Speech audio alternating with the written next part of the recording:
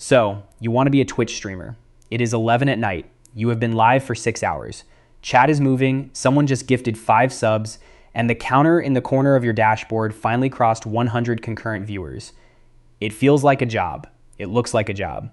Then you open the payout page and see the number that 6 hours actually produced. That gap between the feeling and the number is the entire profession. This is not a story about lazy people playing video games. Streaming is one of the most demanding jobs the internet invented. The problem is that the money does not arrive the way the work suggests it should. A YouTuber uploads a video that can earn for years. A Twitch streamer sells something much stranger. They sell hours live in real time, and the moment the stream ends, the product stops existing. On Twitch, you do not own an audience. You rent one, and the rent is paid in hours. That single idea explains almost every decision a streamer makes, including the ones that look irrational from the outside. Before we get to the numbers, look at what people actually want to know about this job. Type Twitch streamer into YouTube, and the suggestions tell the truth about how the public sees it. Twitch streamer banned, Twitch streamer drama, Twitch streamer fails, Twitch streamer awards, Twitch streamers versus college, Twitch streamers versus a 9-to-5. Those searches are not random. Every one of them is an economic question wearing a different costume. A Twitch streamer banned is a question about who controls the income. Twitch streamer drama is a question about whether attention can be manufactured. Twitch streamers versus college and Twitch streamers versus a 9-to-5 are the same question asked twice. Is this a real career or a very expensive hobby with an audience? By the end of this video, all 6 of those questions will have a number attached to them. Start at the beginning, because the beginning is where most people quit. To earn anything at all from Twitch, you first need to qualify. The affiliate level is deliberately reachable. A small follower count, a handful of separate streams, a few hundred minutes broadcast in a month, and an average of about 3 people watching at the same time. 3. That is the bar. It exists to make monetization feel close. In 2026, Twitch went further and announced that monetization tools would be open to all streamers, with the payout itself still gated behind affiliate or partner status. Twitch also rolled out a spendable balance system in the United States, so streamers below the payout minimum can at least use what they earned to buy bits or gift subs to other channels. Read that carefully. The money exists, it is measurable, and until it clears a threshold, it can only circulate back inside the platform. That threshold is $50 for most payout methods, or $100 for a wire transfer, paid on or around the 15th of the following month. $50 sounds trivial. It is not for most people. Stream Scheme surveyed 5,000 smaller streamers from its community and found that 76% had never reached the payout threshold at all. Among those who did earn regularly, most reported somewhere between $25 and $130 a month. So the first honest sentence about this career is this: the majority of monetized Twitch channels are not underpaid workers. They are unpaid ones, holding a balance that has not yet become money. Now assume you pass that line. You have subscribers. Here is where the platform makes its most consequential decision for you. A standard Tier 1 subscription costs about $5 in the United States. The default split for affiliates and most partners is 50-50. Twitch keeps half. You keep roughly $2.50 per subscriber per month before taxes and before any fees your country adds. There is a way up. Twitch runs what it calls the Plus program, which has 2 levels. Level 1 pays 60% of net subscription revenue to the streamer. Level 2 pays 70% and requires holding 300 plus points for 3 consecutive months. If you fall below the threshold later, you keep the better rate for 12 months from your most recent qualification. Read that mechanism again, because it is the most important sentence in Twitch economics. The better your revenue share, the more you must keep earning to hold it. The reward for consistency is a rate that expires if consistency ever stops. Compare that to the competition and the pressure becomes obvious. Kick pays 95% of subscription revenue to the creator, leaving 5% for the platform, which on a $5 sub works out to roughly $4.74. YouTube pays about 70% on channel memberships. Twitch, for most streamers, pays 50. 1,000 subscribers is a serious community. On Twitch, at the standard split, that is roughly $2,500 a month. On Kick, the same 1,000 people would send closer to $4,700. Same community, same hours, same emotional labor, a difference of over $2,000 every single month. This is why platform moves that look like betrayal from the outside are often just arithmetic from the inside. Subscriptions are only one line on the statement. There are three others, and each behaves differently. Bits are the tipping currency. Viewers buy them from Twitch, then spend them in your chat, and you receive about 1 cent per bit. The interesting part is not the rate, it is the psychology. Bits convert your emotional reaction into a purchase. A viewer pays to be noticed, and the product they are buying is a moment of your attention. That is the cleanest possible description of the business model. Advertising is the second line, and it is the one small streamers misunderstand most. Twitch ad revenue is driven by hours watched and ad impressions, not by follower count, and rates swing hard by season and by where your audience lives.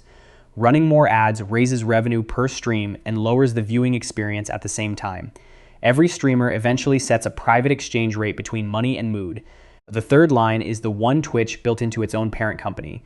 Amazon Prime members can subscribe to one channel per month at no extra cost, and those Prime subscriptions pay the streamer without the viewer paying anything new. Free for the fan, real for the creator, and completely dependent on a corporate decision made somewhere above the streamer. There is also a detail almost nobody accounts for until it hits. Twitch prices subscriptions locally, so a subscriber in one country is worth a fraction of a subscriber in another. Two channels with identical subcounts can receive very different payouts, purely because of where their communities live. Growth in the wrong region can look like success and pay like a hobby. Now we arrive at the structural problem, the one that separates streaming from every other creator job. A YouTube video is an asset. It is finished, indexed, recommended, and it can still be earning in 3 years. A Twitch stream is a performance. Even with clips and highlights, the value is concentrated in the hours you are actually live, which means income is tied almost directly to hours online. Work out what that implies. If a mid-sized streamer earns $1,000 in a month and goes live 120 hours to do it, that is about $8.30 an hour before equipment, internet, taxes, software, and editing. And unlike ordinary hourly work, the hours are not interchangeable. Streaming 8 hours on a Tuesday morning in a crowded category is not the same product as streaming 3 hours on a Saturday night with a strong game release. The streamer is not paid for time. They are paid for attention that happens to be measured in time. That is why the subathon exists. And the subathon is where Twitch economics becomes visible to the naked eye. In September 2025, Kai Cenat ran Mafiathon 3 and became the first person on the platform to pass 1 million active subscribers, reaching that number in 27 days. It was the biggest subscription event in Twitch history, and by any reasonable estimate, it moved millions of dollars. Then, the stream ended. Within months, the same channel that had held over 1 million active subscribers was reported in the tens of thousands. Trackers listed him among the most subscribed channels on the platform while he had not gone live since the end of September. Nothing broke. Nothing was taken away. Subscriptions on Twitch are monthly, and monthly support follows presence. That is the rented audience, demonstrated at the largest possible scale by the most successful streamer on the platform. If 1 million subscribers can become a fraction of that after the broadcasts stop, then subscriber count was never ownership, it was occupancy. Which brings us to the comparisons people actually search for. Twitch streamers versus a 9-to-5. A full-time job in most countries pays whether Tuesday was interesting or not. It pays during a bad week, a sick week, a family emergency. Estimates for full-time streamers commonly land in the range of $3,000 to $6,500 a month, which sounds competitive until you notice that it describes the people who already made it, not the people attempting it. The leaked Twitch payout data gave a much colder picture of the pyramid. Streamers in the top 100 were earning tens of thousands a month from the platform alone. The top 1,000 cleared several thousand. By the time you reached the top 10,000 channels on the entire service, the figure had fallen to roughly $900 a month. The top 10,000. On a platform with millions of channels, being in the top 10,000 pays less than a part-time job in many cities. Twitch streamers versus college. College is expensive and slow, and streaming is cheap and immediate, which makes the comparison feel obvious in one direction. The economic reality is that both are bets on future earning power, but only one of them has a distribution system that can turn off overnight. A degree cannot be demonetized by a policy update. A channel can. That is not an argument for either choice. It is an argument for knowing which risk you are buying. Now the search term that dominates all the others. Twitch streamer banned. Suspension is not a public relations problem on Twitch. It is a revenue event. Under Twitch's own enforcement documentation, a monetized streamer with an indefinite suspension loses access to monetization tools, and existing recurring subscriptions to that channel do not renew. Read what that means in business terms. The moment the account is off, the recurring revenue base begins dissolving on its own, without any further action from anyone. Copyright works the same way, quietly and mechanically. Twitch reported receiving over 50,000 DMCA notifications in 2025. Its repeat infringer policy escalates to permanent removal for accumulated strikes, and detection has moved toward automated scanning of streams, videos on demand, and clips. A clip from months ago can produce a strike today for a song that played in the background of a moment you barely remember. So when the search results are full of Twitch streamer banned and Twitch streamer drama, they are not gossip. They are the audience watching the risk model of an entire profession play out in public. Drama itself has an economic function, which is uncomfortable but true. Conflict produces clips, clips produce reach, reach produces new viewers, and new viewers produce subscriptions.